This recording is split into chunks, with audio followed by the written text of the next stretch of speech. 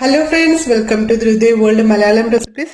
ഇന്ന് ഇവിടെ നമ്മൾ മുട്ട കൊണ്ട് ഒരു സോഫ്റ്റ് പഫ്സ് ആണ് ഉണ്ടാക്കാൻ പോകുന്നത്. ഇതാണോ പഫ്സ്? നിങ്ങൾ കണ്ട ഒരു രൂപവോ അല്ലെങ്കിൽ ഇതൊന്നും അല്ലല്ലോ. പക്ഷെ ഇതാണ് കിഡിലൻ നാടൻ മുട്ട പഫ്സ്. നമ്മുടെ കരാമ ഇവിടെ ദുബായ് കരാമ വൈഡ് റേഞ്ച് റെസ്റ്റോറൻറ്റിൽ ഇതുപോലെ പഫ്സ് കിട്ടും. അതിൻ്റെ രുചി ആസ്വദിച്ചിട്ടുള്ളവർക്ക് അറിയാൻ പറ്റും അത്ര ടേസ്റ്റാണ് ഈ നാടൻ മുട്ട പപ്സ്. അപ്പം നിങ്ങൾ വീട്ടിൽ ഇതൊന്ന് ഉണ്ടാക്കി നോക്കൂ. കിടിലൻ ടേസ്റ്റാണ്. അത്രയ്ക്ക് എനിക്ക് പറയാൻ പറ്റുള്ളൂ. ഒരു പ്രാവശ്യമെങ്കിലും നിങ്ങളതൊന്ന് ട്രൈ ചെയ്ത് നോക്കുക. വളരെ ഈസിയാണ്. നിങ്ങൾക്ക് പഫ്സ് കഴിക്കണതിൻ്റെ ആ ഒരു രുചി തന്നെ നിങ്ങൾക്ക് ഇത് കഴിക്കുമ്പോൾ ഫീൽ ചെയ്യും. അപ്പോൾ നിങ്ങളെല്ലാവരും ഒന്ന് ട്രൈ ചെയ്ത് നോക്കുക. അപ്പോൾ നമുക്ക് എങ്ങനെ ഉണ്ടാക്കാമെന്ന് നോക്കാം.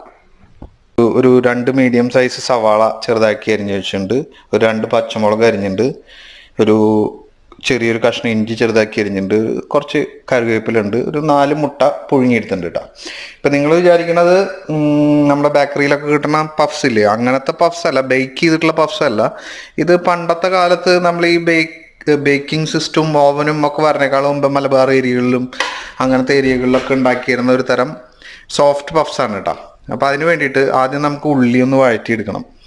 മസാലയൊക്കെ ഇട്ട് വഴറ്റിയെടുക്കണം. അതിന് വേണ്ടിയിട്ട് നമ്മളൊരു പാൻ അടുപ്പത്ത് വെച്ചിട്ടുണ്ട്. അതിലൊരു 3 ടേബിൾ സ്പൂൺ വെളിച്ചെണ്ണ ഒഴിച്ചിട്ടുണ്ട്. അപ്പോൾ എണ്ണ ഒന്ന് ചൂടാക്കി വന്നിട്ടുണ്ട്. അപ്പോൾ അതിലേക്ക് ഞാൻ ഈ സവാള ട്രാൻസ്ഫർ ചെയ്യാണ്. ഒപ്പം തന്നെ നമുക്ക് പച്ചമുളകും ഇഞ്ചിയും ഒക്കെ ഇടാം കേട്ടോ.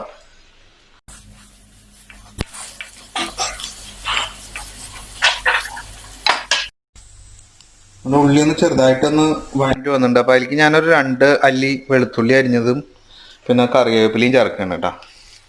ഒന്നും കൂടി ഒന്ന് വഴണ്ടി വന്നോട്ടെ നന്നായിട്ട്.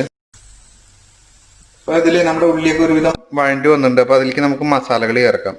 ഒരു 1/4 ടീസ്പൂൺ മഞ്ഞൾപ്പൊടി കളറിന്, പിന്നെ എരിവിന് ഒരു 1/2 ടീസ്പൂൺ കുരുമുളക് പൊടി, പിന്നെ ഇത്തിരി ഒരു മസാലയുടെ ഒരു ഇതിന് വേണ്ടിയിട്ട് ഒരു 1/4 ടീസ്പൂൺ ഗരം മസാലപ്പൊടി. ഓക്കെ, പിന്നെ ആവശ്യത്തിന് ഉപ്പും നമ്മൾ ചേർക്കുകയാണ്. ഓക്കെ, ഒന്ന് നന്നായിട്ട് മസാല ഒന്ന് പിടിച്ച് നല്ല ഇതായിട്ട് വരട്ടെട്ടാ. അപ്പോഴേക്കും നമുക്ക് ഈ പഫ്സ് ഉണ്ടാക്കാൻ വേണ്ടിയിട്ട് മൈദ കൊണ്ട് കുറച്ച് ബാറ്റർ ഉണ്ടാക്കണം. അതിന് വേണ്ടിയിട്ട് ഞാനൊരു 3 ടേബിൾ സ്പൂൺ 3-4 ടേബിൾ സ്പൂൺ എടുക്കാം. നമുക്കിപ്പോൾ 4 മുട്ടല്ലേ. ഓക്കെ, മൈദപ്പൊടി ഇട്ടു. അതിലേക്ക് ഒരു 1.5 ടേബിൾ സ്പൂൺ അരിപ്പൊടിയും കൂടി ഇടുകയാണ് കേട്ടോ ഞാൻ. ഇതിലേക്ക് കുറച്ച് ഉപ്പ് ചേർക്കുക. പിന്നെ ഒരു ചെറിയൊരു മധുരത്തിൻ്റെ ഒരു ടച്ചിന് വേണ്ടിയിട്ട് ഒരു 1/2 ടീസ്പൂൺ പഞ്ചസാരയും ചേർക്കുകയാണ്. ഓക്കെ, ആദ്യം ഇതിനൊന്ന് ഇളക്കി ചേർക്കാം. എന്നിട്ട് നമുക്ക് വെള്ളം ഒഴിച്ചിട്ട് പതുക്കെ ബാറ്ററാക്കി എടുക്കണം. നമ്മുടെ ബാറ്റർ കണ്ടോ, റെഡി ആയിട്ടാ. ഇതാണ് അതിൻ്റെ ഒരു കൺസിസ്റ്റൻസി. അപ്പോൾ നമ്മുടെ ഉള്ളി എന്തായി നോക്കട്ടെ. ഉള്ളിയും നല്ല രീതിയിൽ ഇതായിട്ടുണ്ട്, വഴണ്ട് വന്നിട്ടുണ്ട്. അപ്പോൾ നമുക്കത് മാറ്റി വയ്ക്കാം. എന്നിട്ട് നമുക്ക് നമ്മുടെ ബാറ്ററിനെ ഈ ദോശമാവ് പോലെ ഒന്ന് ഉണ്ടാക്കിയെടുക്കണം. ദോശ പരട്ടിയിട്ടുണ്ടാക്കണ പോലെ. ഓക്കെ, ഒന്ന് ചൂടാവട്ടെ. നമ്മുടെ പാനിൽ ഒന്ന് ചൂടായി വന്നിട്ട് അതിൽ ജസ്റ്റ് ഒരു കുറച്ച് എണ്ണ ഒന്ന് പരട്ടുക. നമ്മൾ മാവ് ഇങ്ങനെ ഒഴിച്ചിട്ട് ഒന്ന് ഇങ്ങനെ ദോശ ഉണ്ടാക്കുക. ഇത്തിരി വലിപ്പത്തിൽ ഉണ്ടാക്കിയെടുക്കുക. കാരണം എന്താണെന്ന് വെച്ച് കഴിഞ്ഞാൽ അല്ലെങ്കിൽ അത് മടക്കാം, ഫോൾഡ് ചെയ്യാൻ പറ്റില്ല. ഇത്തിരി ഒരു വലിപ്പം ഉണ്ടാക്കിക്കോട്ടെ കേട്ടോ.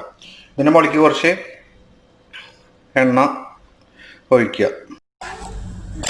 നമ്മുടെ മൈദ ദോശ ഒരുവിധം ഇതായിട്ടുണ്ട്. നമുക്കിതിനൊരു പ്ലേറ്റിലോട്ട് മാറ്റാം. ഓക്കെ, നമ്മൾ എന്താ ചെയ്യേണ്ടത്, നമ്മൾ നേരത്തെ ഉണ്ടാക്കി വെച്ച ഉള്ളിയില്ലേ, സവാള വഴറ്റിയത്, അതൊന്ന് കുറച്ചെടുക്കുക. എന്നിട്ട് നമ്മൾ മുട്ട പുഴുങ്ങിയത് അത് ഹാഫായിട്ട് മുറിച്ച് വെച്ചിട്ടുണ്ട്, അത് കമിഴ്ത്തി വയ്ക്കുക. ഓക്കെ, എന്നിട്ട് വേറെ ഒന്നുമില്ല, ഇതിനായിട്ട് മടക്കുക അങ്ങനെ.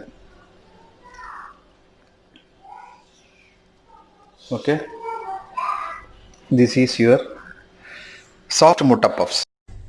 അങ്ങനെ നമ്മുടെ സോഫ്റ്റ് നാടൻ മുട്ട പഫ്സ് റെഡി ആയി കഴിഞ്ഞു. അപ്പോൾ നമ്മൾ ബേക്ക് ചെയ്യാനൊന്നും മെനക്കെടേണ്ട. വളരെ ഈസി ആയിട്ട് ഇങ്ങനെയാണ് നമുക്ക് നാടൻ ചായക്കടയിൽ പണ്ട് കിട്ടിയിരുന്നത്. അപ്പം നമ്മൾ ഈ മുട്ട പപ്സ് ഉണ്ടാക്കിയിട്ടുണ്ടെങ്കിൽ നിങ്ങൾക്ക് അത്ര രുചിയാണ്, കിഡു ടേസ്റ്റാണ്. ഒരു പ്രാവശ്യങ്ങളിൽ നിങ്ങളൊന്ന് ഉണ്ടാക്കി നോക്കുക, നിങ്ങൾക്കപ്പോൾ മനസ്സിലാവും ഞാൻ പറയണത് കറക്റ്റാണെന്ന്. എല്ലാവരും ഉണ്ടാക്കി നോക്കിയിട്ട് അഭിപ്രായങ്ങൾ അറിയിക്കുക.